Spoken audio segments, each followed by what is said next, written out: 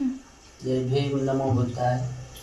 सर्व महाराष्ट्रातील बौद्ध बांधवांना असं सूचित करू इच्छितो की मित्रहो, आपल्या देशामध्ये अशी काही परिस्थिती निर्माण झाली आहे, ते अत्यंत ज्वलंत प्रश्न आपल्या समोर मांडणार आहे आणि ते लक्षपूर्वक ऐकावं.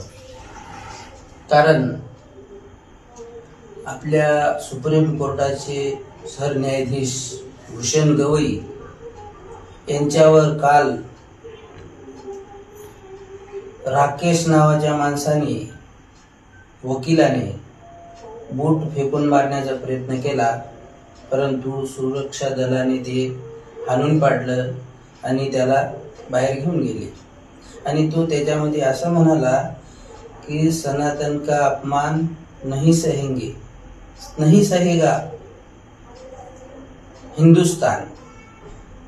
आता ही हिंदुस्तान म्हटलं म्हणजे काय? हिंदुस्थानाचा अर्थ तरी त्याला कळतो का?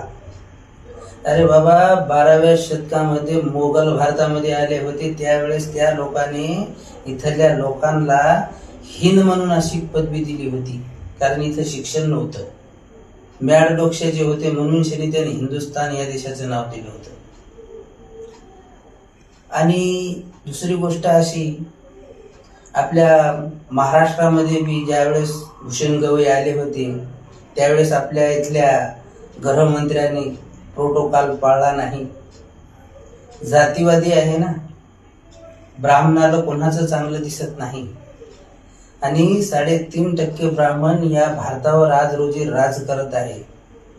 आणि बजरंग दल, विश्व हिंदू परिषद, RSS ह्यांचं असं झालंय की यांना संविधानामध्ये काहीच करता येईना. अरे बाबा, 1949ला ज्यावेळेस संविधान लागू झालं, त्यावेळेस 284 सदस्याच्या सह्या आहेत त्या संविधानामध्ये.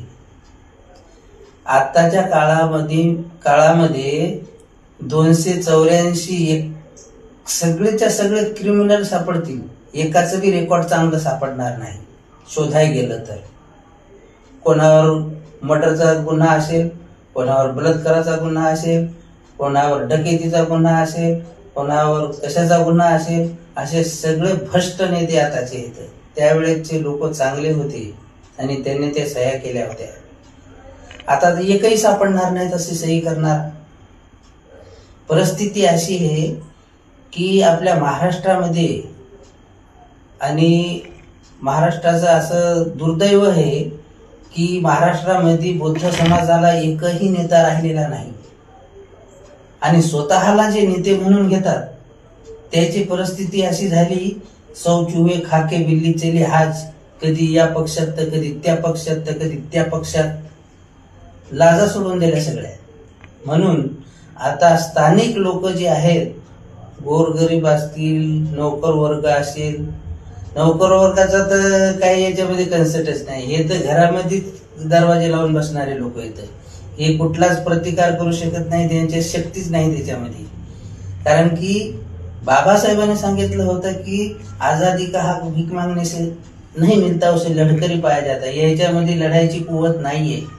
आणि आताची जी परिस्थिती आहे याच्या समोरची असं भविष्यकाळ दिसतो की ह्याच्यानंतर जे अवंतर लोक, गोरगरीब असतील, खेड्यापाड्यातले असतील, हेच लोक संघर्ष करू शकतील. बाकी या दुसऱ्याची कोणाची अपेक्षा नाही. आणि RSS, विश्व हिंदू परिषद आणि बजरंग दल यांनी अशी परिस्थिती निर्माण केलेली आहे की ज्या वेळेस 1947ला फाळणी झाली होती, त्या प्रकारचं प्रकरण इथून पुढे चालू होतील अशी शंका नाकारता येत नाही. त्याच्यासाठी आपल्याला सक्षम राहावं लागणार आहे. आणि सक्षम राहून प्रत्येक गावामधून, प्रत्येक तालुक्यामधून, प्रत्येक जिल्ह्यामधून असं संघटन तयार करावं लागणार आहे की ह्या लोकांना आता आपल्याला झुंज द्यावाच लागेल. कारण की आता ही आझादी हे आता डबलची आझादी आहे. संविधान जर वाचवायचं असेल तर तुम्हाला तुमचं रक्त सांडवावं लागेल. जसं नामांतरासाठी सांडलं, त्यावेळेस मी गोरगरिबाचीच मुलं होती, कोणता नोकर वर्ग नव्हता त्यावेळेस पुढे यायला. आणि आताची परिस्थिती अशी आहे की हे बायकाच्या पदराच्या मागे लपणारे लोक येतात. कुत्र जरी याच्या बाहेर असलं तर हे घरात घेऊन जातील त्यावेळेस. असा जर मुद्दा उपस्थित झाला तर त्याच्यासाठी सांगतो की आता आपल्याला अशी लढाई लढावं लागणार आहे आणि लढल्याशिवाय पर्याय नाही. कारण की आपल्या जनरेशनचा सवाल आहे पुढं. प्रकरण एवढे गंभीर झालेत की देशाची न्याय व्यवस्था सुरक्षित नाही. देशाचा सुप्रीम कोर्टाचा जज सुरक्षित नाही. काही नेरेटिव्ह असे पसरवायला लागलेत की वो सुप्रीम कोर्ट में एक भी दूसरा ब्राह्मणों का हिंदू का कोई वकील नहीं किया कि वो भूषण गवई का मुंडी पकड़ के वो दीवार पे मारे और उसके 2 टुकड़े हो जाए. असा नेरेटिव्ह पसरवणं चालला साहेब.